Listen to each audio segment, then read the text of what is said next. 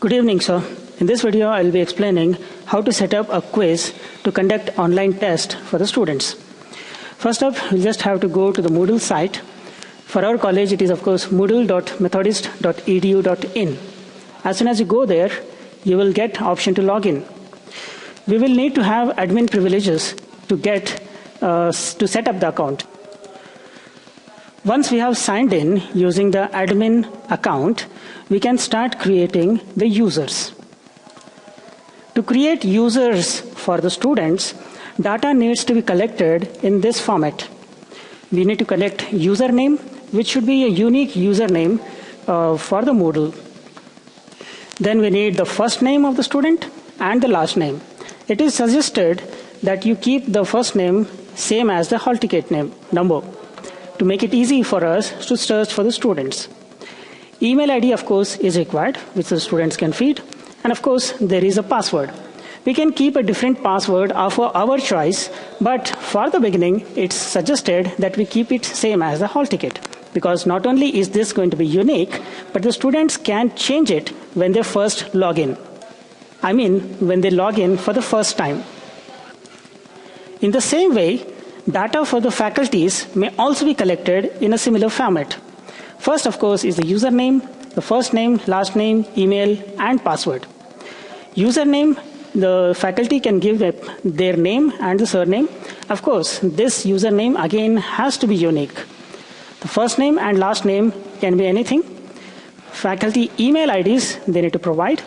And of course, the password they can make of their own choice. This data can be collected by creating a Google form and sharing it to the faculties. Once all the faculties fill the form, all this data will be collected. The next step is to save these files. We cannot upload the Excel files directly to the Moodle account. So what we have to do is go to Save As, choose a place where you want to save it, and from the drop-down menu over here, we have to choose CSV or comma delimited file format. We can give the file some name.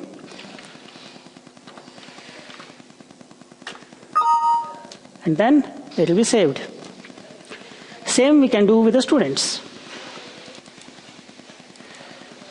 Once both the files are saved, we are ready to upload them to Moodle.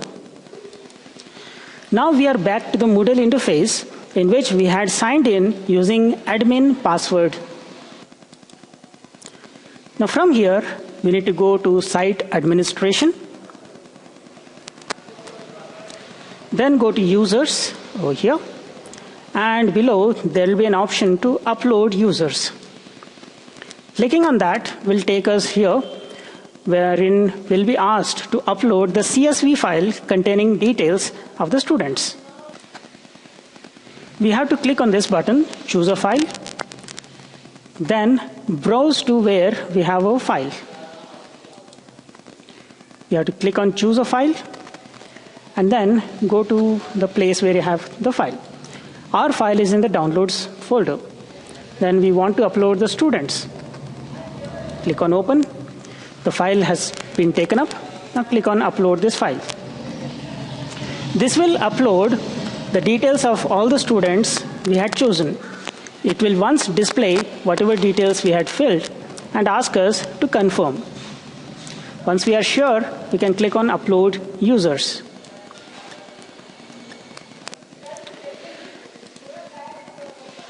After that, it will once again confirm the details of the members which are uploaded. Click on continue.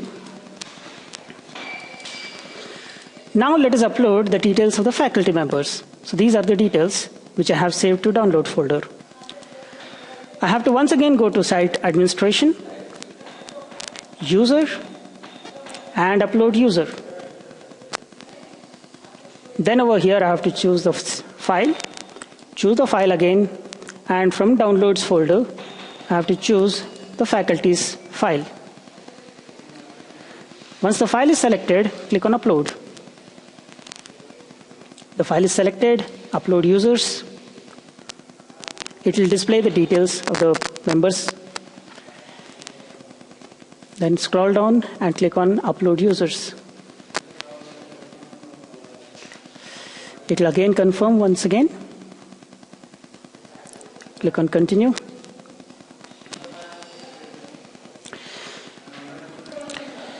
The next step is to create cohorts. So go to Site Administration, Users, and Cohorts. Then click on Add New Cohort. Cohorts are groups of students belonging to a same class. So let me just make it dummy student 1. And then scroll down, click Save Changes. I will create one more cohort just in case, and accept that also. Now cohorts means the groups have been created, but the groups don't have any students in them. To add the students to cohorts, I have to click on all cohorts and then search the starting few letters of it. So the cohorts will show up. Then click on the cohorts.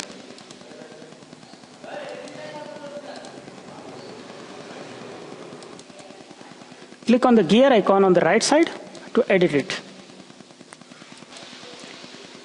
Click on these users to assign the students to them. Now since there are many students in our Moodle, all their names cannot be displayed here. There are a total of 642 students. Out of these, we have to add the students here to our cohort. To search for the students, type a few starting words.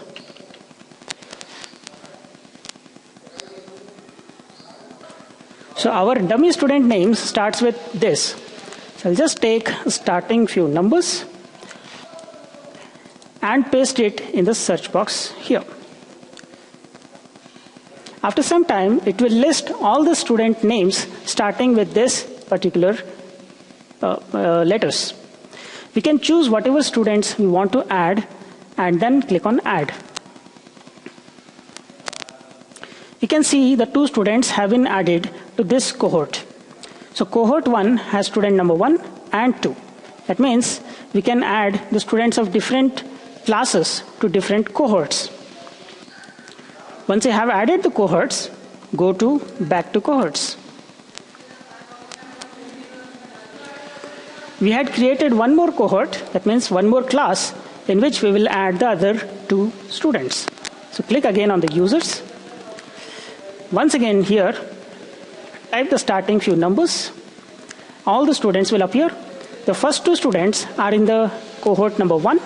So we will add the remaining 2 students with this. So these 2 students have been added in this class. Again, click Back to Cohorts. Now we have set up the users. That means each student has an account in our Moodle. The only thing left now is to add a course and to add the test material. We will see that in the next video. So the data of username and password needs to be supplied to the user. Username is the ID that he has to type in, and password has to be given. Once the user signs in for the first time, if the password is too weak, the system will automatically ask him to reset the password to something which is stronger and more difficult to predict for others. Once the user changes the password, that changed password he or she would have to remember to log in into the Moodle again the next time. The student data will almost be there with the faculty members within each department, so I don't think there will be much problem in collecting that. As for the faculties, we can always create a Google form and share it among our colleagues so that they can fill it into it. So that's it in this video. In the next one, we will see how to create a quiz and share it to the students.